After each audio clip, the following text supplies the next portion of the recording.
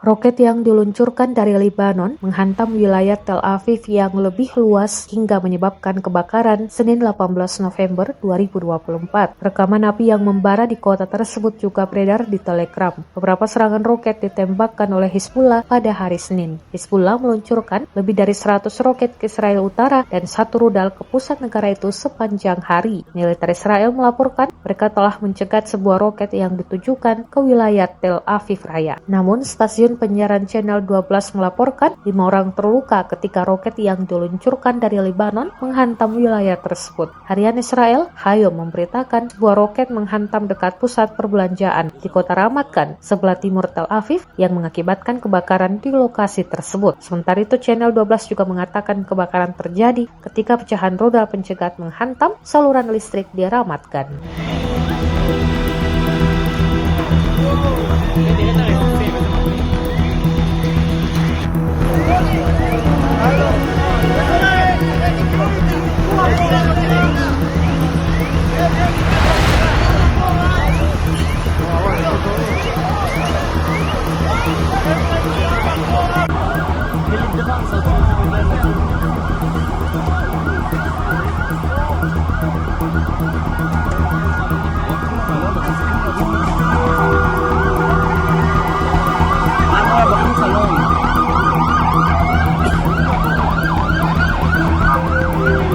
יש שם פצוע למטה.